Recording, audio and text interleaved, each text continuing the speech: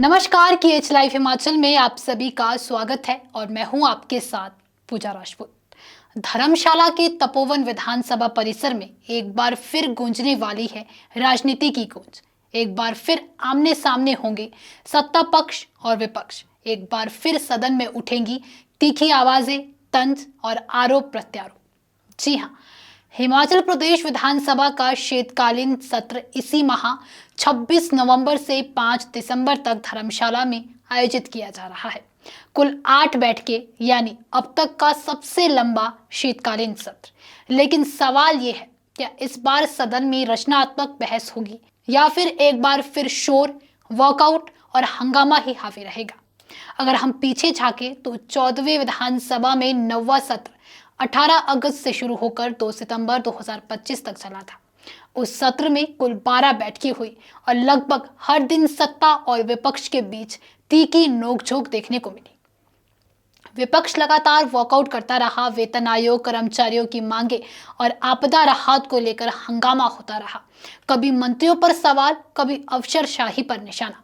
कुल मिलाकर सदन का हर दिन राजनीतिक गर्मी से भरा रहा और अब वही तस्वीर दोबारा बनने जा रही है। विधानसभा अध्यक्ष कुलदीप सिंह पठानिया ने घोषणा की है, शीतकालीन सत्र 26 नवंबर से 5 दिसंबर तक धर्मशाला के तपोवन परिसर में होगा। इस बार कुल 8 बैठकें होगी, जो अब तक के सभी शीतकालीन सत्रों में सबसे लंबा है। पहले आमतौर पर 4 से 6 बैठकें होती थी, लेकिन इस बार सरकार चाहती है कि लंबी अवधि में जनहित और विकास से जुड़े मुद्दों पर व्यापक चर्चा हो। अध्यक्ष ने यह भी बताया कि राज्यपाल की मंजूरी के बाद अधिसूचना जारी कर दी गई है और विधायक अपने सवाल ऑनलाइन और ऑफलाइन दोनों माध्यमों से भेज सकते हैं।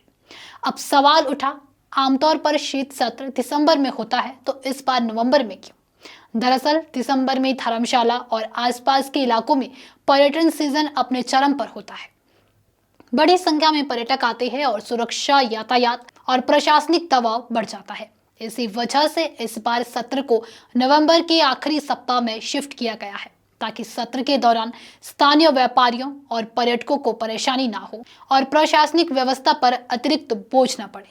अब बात करें सत्र की असली तस्वीर की, क्योंकि विधानसभा में सत्ता पक्ष और विपक्ष का आमना सामना कभी शांत नहीं होता।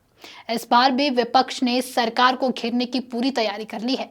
सत्र में बेरोजगारी, महंगाई, कर्मचारियों की मांगे, आपदा राहत में भेदभाव और धारा 118 में बदलाव जैसे मुद्दे सदन की गर्मी बढ़ाएंगे। विपक्ष लगातार ये आरोप लगा रहा है कि सरकार आपदा प्रभावितों के साथ पिक एंड चूज की नीति अपना रही है, यानी राहत देने में भेदभाव हो रहा है। वही सत्ता पक्ष अपनी रणनीति साफ कर चुका है। वह विकास, पारदर्शिता और सुशासन के एजेंडे को सामने रखेगा और विपक्ष के हर सवाल का जवाब आंकड़ों और तथ्यों से देगा। राजनीतिक हलकों में भी माना जा रहा है कि यह सत्र केवल लंबा नहीं, बल्कि सबसे ज्यादा गर्म और राजनीतिक रूप से अहम सत्र होने वाला है, क्योंकि जहां विपक्ष अपनी आवाज ऊंची करेगा, तो वहीं सत्ता पक्ष भी पलटवार में पीछे नहीं हटेगा। सत्र में तीखे तंज, वॉकआउट और नारे, सब कुछ देखने को मिलेगा। इस बार के शीतकालीन सत्र में कई बड़े मुद्दे गूंजने की संभावना है। आपदा राहत और पुनर्वास। बीजेपी सरकार पर राहत वितरण में पक्षपात का आरोप लगाएगी। कर्मचारी और वेतन आयोग, आउटसोर्स कर्मचारियों और पेंशन बहाली पर चर्चा। महिलाओं को 1500 का वादा, विपक्ष इसे सरकार की नाकामी बताएगा। कानून व्यवस्था और भ्रष्टाचार, मार्केटिंग बोर्ड, एपीएमसी और तबादलों के मामले पर हंगामा तय। धारा 118 में संशोधन, भूमि संबंधी इस मसले पर गर्म बहस हो सकती है।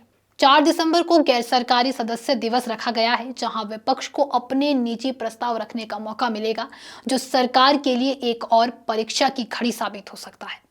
विधानसभा अध्यक्ष कुलदीप पठानिया ने बताया कि हिमाचल प्रदेश विधानसभा देश की पहली पूर्णतः पेपरलेस विधानसभा बन चुकी है। अब सभी विधायी कार्य डिजिटल माध्यम से होंगे। सवाल, जवाब, नोटिस सब टैबलेट पर। यह न सिर्फ पारदर्शिता की दिशा में कदम है, बल्कि पर्यावरण और समय की भी बड़ी बचत है।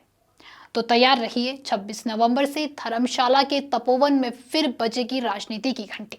सत्ता पक्ष और विपक्ष होंगे आमने सामने और मुद्दे होंगे जनता के, लेकिन राजनीति की तपिश भी अपने चरम पर होगी।